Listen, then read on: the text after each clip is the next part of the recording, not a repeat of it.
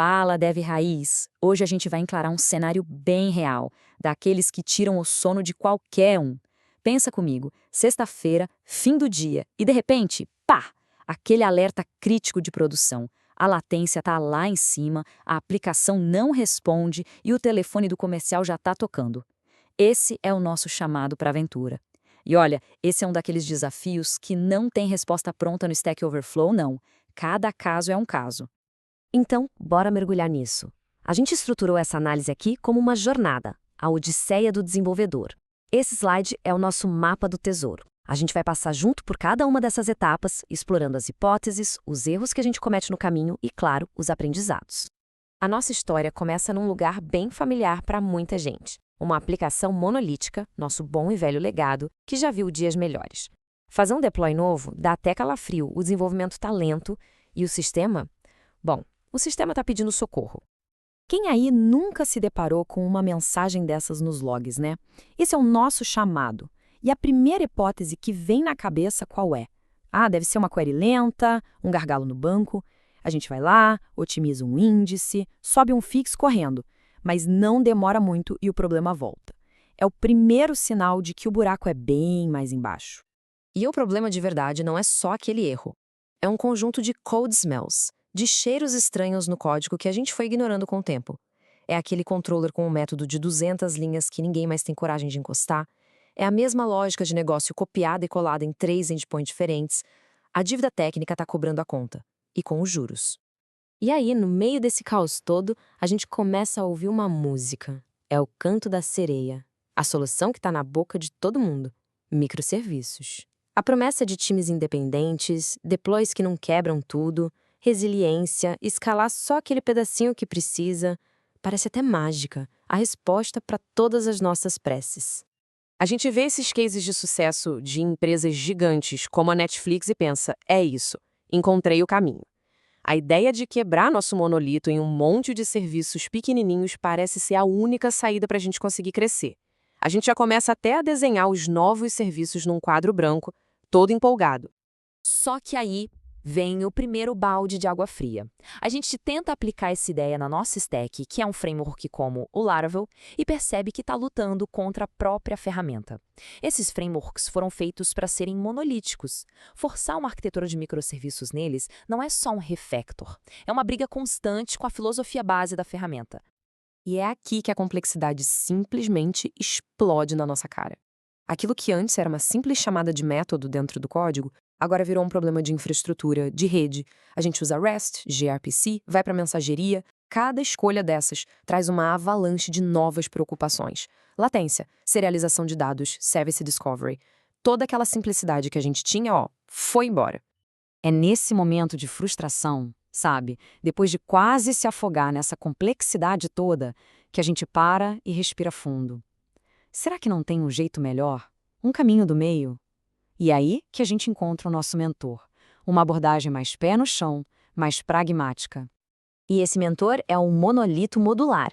A ideia é genial de tão simples. A gente organiza o código como se fossem microservícios, com fronteiras claras e responsabilidades bem definidas, mas mantém tudo dentro de uma única aplicação, um único deploy. A gente ganha a organização sem o pesadelo de gerenciar um sistema distribuído.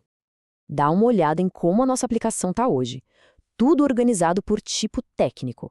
Tem a pasta de controllers, a de models. Para entender uma feature de faturamento, por exemplo, a gente tem que sair caçando arquivos em umas 10 pastas diferentes. É um caos. Agora, olha a mágica acontecendo. A gente agrupa o código por domínio de negócio. Tudo que é de billing, ou seja, faturamento, fica dentro do módulo billing.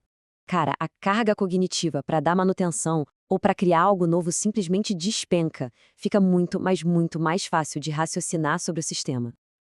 Ok, a teoria é linda, né? Mas agora chegou a hora de sujar as mãos. É aqui que a jornada fica de verdade interessante, na hora de refatorar nosso código legado para essa nova estrutura modular. E o primeiro passo é começar a pensar com a cabeça do negócio, usando conceitos do DDD, o Domain Driven Design. A gente identifica os contextos delimitados, ou seja, as grandes áreas da nossa aplicação.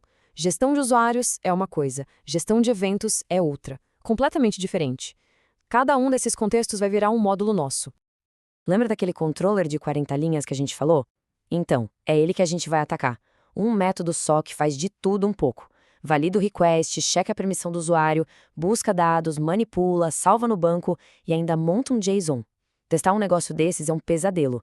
Mudar uma linha quebra outras 3 que não tinham nada a ver.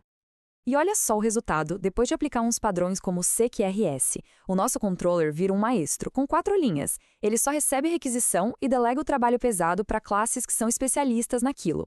O código fica limpo, testável e infinitamente mais fácil de entender. A chave aqui é a separação de responsabilidades. E a notícia boa é que a gente não precisa reinventar a roda. Existem ferramentas como esse pacote NWidArt/Laravel Models que dão para a gente os comandos para criar e gerenciar esses módulos de forma bem estruturada. Isso ajuda demais a manter a disciplina e garantir que as fronteiras entre os módulos sejam sempre respeitadas. Beleza, nosso monolito agora está modular, está organizado, a vida melhorou uns 200%. Mas e se um desses módulos, sei lá, o de notificações, realmente precisar escalar de forma diferente e virar um serviço separado?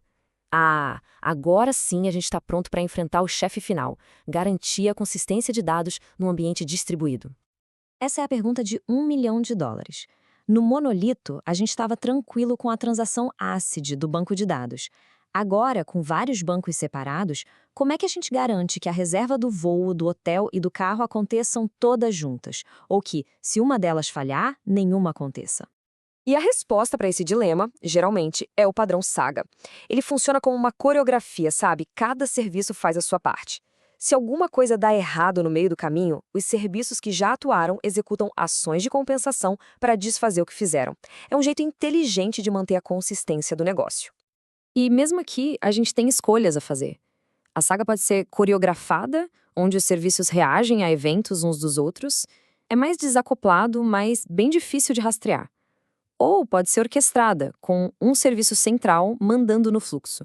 É mais simples de entender, mas cria um ponto central de falha. De novo, não tem resposta fácil. É tudo trade-off. E é assim que a gente volta da nossa jornada. Não com uma bala de prata, não com uma solução mágica, mas com uma coisa muito mais valiosa: sabedoria. Aquela que vem da experiência, dos erros, dos acertos. Porque no final do dia, ninguém acerta de primeira. O que importa é o que a gente aprende com cada deploy que quebra em produção. O Elixir, a grande lição, é entender que tudo na nossa área é uma troca. O monolito modular é fantástico, o deploy é simples, a performance é ótima, é bem mais fácil de operar. O lado ruim?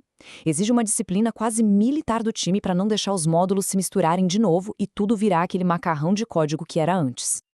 Então a reflexão final que eu deixo pra gente é essa. Antes de embarcar naquela jornada épica e caríssima de reescrever tudo para microserviços, será que uma refatoração bem pensada para um monolito modular não resolve 90% dos seus problemas com 10% do esforço? Muitas vezes, o passo mais inteligente é o mais pragmático. E aí, como você faria diferente na sua stack?